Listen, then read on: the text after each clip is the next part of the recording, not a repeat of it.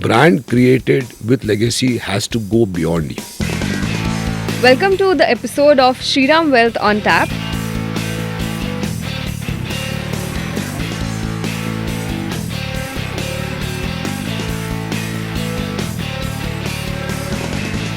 Today we are sitting with MD and CEO of Shriram Wealth, Mr. Vikas Satija. He has an enormous amount of experience building in the wealth space, and today we'll get to understand how he thinks and how he has built this legacy brand. Welcome, Mr. Vikas. Thanks, Soumya. Glad to have you here, and we know that you've flown specially from Bombay for this podcast, so thanks a lot for taking time out. Why don't you share a few words about your background, yourself, about Shriram Wealth? I have 27 years of total experience. I started my career in the asset management business for the first 7 years, which was across HDFC, and that time it was Reliance, which is now Nippon. They are the two largest AMCs which you see in the country. So I had the opportunity of working with them while they were at the setting up stage. Over the last 20 years, I was working with a firm called Kotak, where I was handling the private banking and the affluent business for them. And 6 months back is where we took a call and we joined in a company called Shriram Wealth. So Shriram Wealth is a joint venture between Shriram Group and Sanlam Group. We've come together to set up a wealth management outfit, basically to take care and cater the needs of all affluent HNIs and ultra HNIs. Yeah. Perfect. No, great. Thanks a lot for sharing that with us. What we'll do today is it'll be really interesting for people and the audience to listen and learn about how the idea of building this legacy brand came into being. And we can let's pick a problem statement where we are building a legacy brand in the wealth space for Indian investors. And let's see what goes behind building that brand. Shall we get to the wood? Yes. So Soumya, just to give you a quick background before we get into wealth management specifically, Shriram and Sanlam, both the groups, have a legacy of 50 and 100 years respectively. So that's the first thing which I wanted to share. I said that let me share the two partners who have come together already have a legacy of 50 and 100 years. As far as wealth management business is concerned, I think trust, transparency are the two most important factors which builds a legacy over a period of time. If somebody can give you their own wealth to manage, I think that's what is important, because end of day, will I give somebody my entire money of what I've done for savings in life and expect somebody else to manage? I think it comes only when you build a trust, and the trust factor comes in only with one and one reason, which means how transparent you are. Is the relationship taking over the transactions, and or is relationship taking care of for long-term needs? So I think it's about a combination of those things which has to come in. In wealth management space, there are enough players. I think over a period of last 25 years, there have been enough players who've come in. But professional management in India even today is only in the wealth space at 15%. Matured markets have a 75% done there. So I think there is enough scope for people to walk in, and there are people who have to create legacies for clients to come in. So I think that's where what I would suggest is that I think trust is the most important factor which would play in a part here. No, absolutely, I agree with you. And I think before this, when we were discussing how putting a human face to when you're selling an investment product makes a lot of sense, because end of the day, people want to see who they're placing their money with, who's the person handling all of it. So that also plays a very, very important role and goes a long way in building trust. Thanks for sharing that point. And we'd genuinely love to understand how a person with your level of experience and your level of resources at hand thinks and builds a brand. And I think that will be really valuable for us to understand. So Soumya, one thing is very clear. As a group, we have a very straightforward policy. We need to create a brand which goes beyond individuals. So I was sharing this with a few of our friends few days back when I had met the group, both the partners, and we were deciding to start this venture and get into it. And I was discussing with them saying that next 5 to 7 years, this is what we have to do. Both the promoters stood up and said, because how can we create a 50-year, 100-year strategy? And I was thinking to myself, I may not survive those next 50 years, and I'm sure I'm not going to survive. So if that is going to be the case, how would you look at that? But the thought process is very clear. A brand created with legacy has to go beyond you. Yeah. So that's the first thought which has to come in. Keeping that aspect in mind, I thought we were very, very clear that we need to make a strategy where people start trusting us. People look at that relationship as an important element, and they don't see us as transaction only. So once they start believing on us, once they look at on the relationship side, I think that's what is to be created. What we have done is that even in our vision statement, we have put in very, very clearly that it has to be something which gets created beyond time. A value gets created for people beyond their lifetime. What does each individual who comes as a wealth partner, as an investor, look at is that can he pass on this wealth intergenerational? I think that's what is the important key. So that's what we are working on. The clear proposition is built on that how do we create intergenerational wealth for people, and that's what our target audience is. On that note, I would want to understand, when you're thinking about building Shriram Wealth, what is it that you have in mind? What is the big picture? What is the vision with respect to this brand, and where do you want to take it? We want to create wealth for our investors, which is going to go legacy. And when I say the legacy route, it goes intergenerational, and that's what we want to create. That's where it is coming in. Our tagline is very simple. We follow wealth your way. That's where it is. We want to listen to clients first before, rather than giving solutions. I think the biggest problem in the industry today is that everybody comes with a product suite, discusses with them and says this is what you should buy, where it should be the other way around. What does Soumya need? Soumya has to tell me that this is what I'm looking at, and that's where I need to find a solution for it. In our solutions and offerings, what we have done here is we have not only taken care that we take care of only investments, which is the wealth management part of it. We take care of lending solutions, we take care of protection solutions. If you have any global opportunity needs, we take care of that.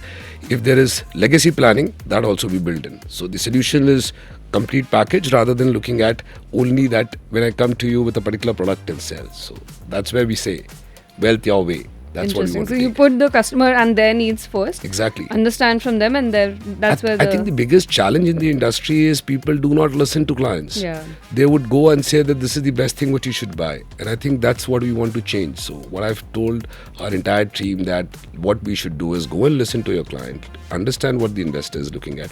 Then let's find solutions for him on that basis. So let's break that down. What do you think are the pillars for building a legacy brand in wealth? Somewhere there are three important aspects, and I was sharing with you offline too. It's about getting trust as the factor. Transparency is the next important part which you would want to take it up. And the third thing is relationship. Okay. I think these three parameters takes the prominent thing to look forward at how the brand would go in. So if legacy has to be built, I think it will be built on these three things which one has to look at. Interesting. So you mentioned trust, transparency, and relationship building. Let's break down each of these. When you say trust, what do you mean? What does trust mean for you? Trust is, in simple terms, that when an investor can believe on its relationship manager and say that whatever we are doing today can go intergenerational. And I think that's where it is. Anything which can go intergenerational is where it means they trust. So for example, if I take Shriram Group's example, it's been a 50-year organization which it has been. There are clients who would have invested 50 years back with us into various forms, and their children are now doing deposits, and even their grandchildren are doing deposits. So that tells us that where the story is. I think that's where the importance which comes in. So if a client believes that he can trust you to manage intergenerational wealth, that's the time you know that you've arrived in life and you're going to take care of that. Wow. No, I think this is a very, very interesting example. Yes.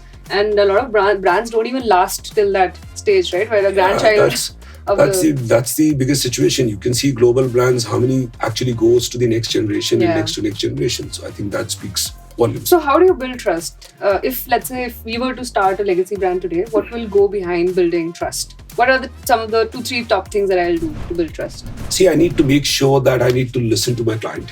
What my client is looking for a solution. I need to drive solutions basis my client needs. So what is the need of my client, and I drive that need. I need to be making it sure that as he progresses in this journey, he and his family is getting updated on this. Got it. So those are the aspects which keeps getting importantly to be placed as a brand. Very interesting. In fact, I like the point that you mentioned that not just the client but the family, right? That to me means that you're going beyond just that one person, and you're actually caring and thinking about the whole family and the dynamics that might play out. And in fact, on this note, I'll even talk about transparency. When you say share updates, a lot of people will just probably do that transaction and then they'll forget, and they'll think that, client will manage or figure out what's happening with the investment. But that's not where it ends. It actually starts from here, and you have to keep sharing updates and a lot of data points on a regular basis, which brings us to the point of transparency. So how do you ensure transparency is built? So what we have done in our model, and I think industry also has to over a period of time evolve and work on this, is when I say transparency, it means all charges, all expenses to be known to the client. The first thing is that there are a lot of hidden charges. And I think keeping that in mind, that becomes extremely important, that everything has to be formalized. I think regulators have really worked on it. So there are positioning, but rather than only regulators doing it, I think the industry has to pick up as a practice to do that. What we have done for Shriram Wealth in specific is that we are making it sure that we build a model on annuity basis. Okay. An annuity-based model means that when the growth of assets happen for the client, my fee is actually directly linked to that. Rather than, so if the assets for my client shrink, I make lesser money. If the assets keep growing, I make more money. So the entire model is based on an annuity model. So we are building an annuity model that as you keep growing assets, you keep making higher incomes. But if the assets keep depleting for a client, you won't make money on it. So that's the whole. Exactly. So the idea here is very clear that the annuity model builds from a format simply saying that assets under management. So when the assets under management keep growing, with the client assets growing, automatically you also make money. So that's where, as a customer, I'd know that your interests are aligned with mine. Exactly. And you're not earning by selling me a product, but actually when my wealth grows. And that's a beautiful example of transparency for me. True. Anything else you'd want to add? I think that these two things would take care of the other aspect. Perfect. And next is relationship. This is a tricky one, and I think it takes time. And there are small things that you keep doing over and over the course of time that you feel, is now when people start trusting you. And there's a relationship that goes beyond just transaction. How do you do this? No, which is why you said yourself, I think relationship beyond transactions. Because what is happening today is that the relationship managers in the industry are giving more weight to specific product and solutions rather than thinking relationships beyond. Because what does a client look forward to? A client or an investor is looking forward to that when I'm trusting you, you've shared all details with me with transparency. I need to have a relationship to be able to share with you further details. And that goes hand in hand. I have enough stories to share. And please do. So it can go for us together. I can tell you that there have been instances where clients or investors have come to us directly and said that this relationship person, I will keep moving with him to wherever he goes. Yeah. And I think that happens in this industry because one, client trusts that relationship person. Secondly, they believe that they are integral part of their family. And that's where they can go ahead and talk. Because as far as financial corpus is concerned, it's always closest to one's heart. I would only share with somebody whom I can trust, he's transparent with me, and I have a relationship going. Right. That's where the human element comes in.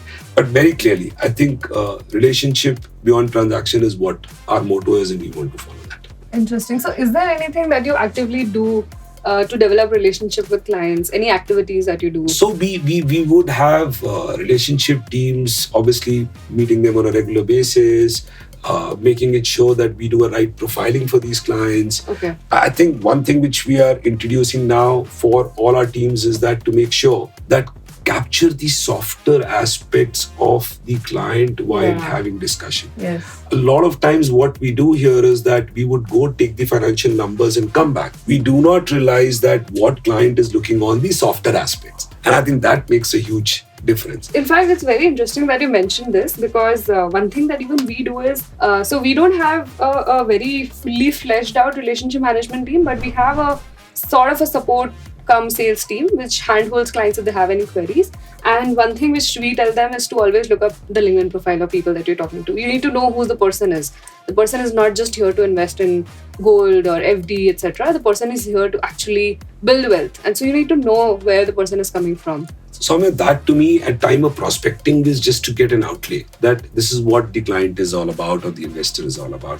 What I was hinting to and working towards and what we're doing as a model here is very clearly that when you go and meet the client, capture the softer aspects. Yeah. These softer aspects mean that clients have certain do's and don'ts, his likings and his dislikings. He would have certain aspects to share with you about his goal, which may not be just straight line financial number. Absolutely. It may be related to certain milestones in his personal life. So I think those are the important elements which we need to make sure, and that helps the relationship to get strengthened. Can you take an example and help us understand a real life example where somebody picked up on some of these softer aspects and actually built a product or solution for them? So for example, one of the clients, and this is a prospect client in an early stage, and we just got him onboarded recently in Delhi.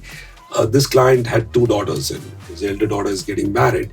So he was looking at various aspects in terms of what to do, how to do, and go about it. When the relationship manager sat with him, obviously at that moment he was discussing that I have surpluses, I want to divide between the 2 kids of mine. How do I do it? Where do I do it? So that discussion just went ahead. While the course, he started discussing that what are the things he needs to prepare for the entire this thing. And there is where the relationship manager said, sir, I have a contact with the caterers, I have contact here, I have contact there, and he went out of the way. That's not as part of the duty, but I think that relationship took a shape where the client at the marriage function literally called that RM at the podium and told that he's my son who's helped me to do the other two. And that was a gesture which goes a long way, because I think that RM could have just made sure that he managed those portfolios and went ahead. But I think going out of the way, that's where you become a part of that family, and that's what relationships are about. Oh wow, this is a very, very beautiful and touching example. Wonderful. So I think it wasn't very easy, but we have actually broken down the elements of legacy brand into 3 broad pillars: trust, transparency, and relationship. And the best part is we have actionables under each of them. So this is very helpful for anybody who's watching it and trying to build a brand in the wealth space. So we did this exercise actually by meeting our clients, seeing live examples with them before we set the tone. So we want to create a legacy brand in the wealth management space. So we were very clear that what are the essential elements. So that's what we had done, and we've broken down already to work on this. Oh, great. I think thanks for putting your months of effort into this quick 15-minute gist, and this is very helpful. Thank you for sharing with us. Thank you, Soumya. Thank you so much. Thank you for having me here today. Yes, thank you. Thank you.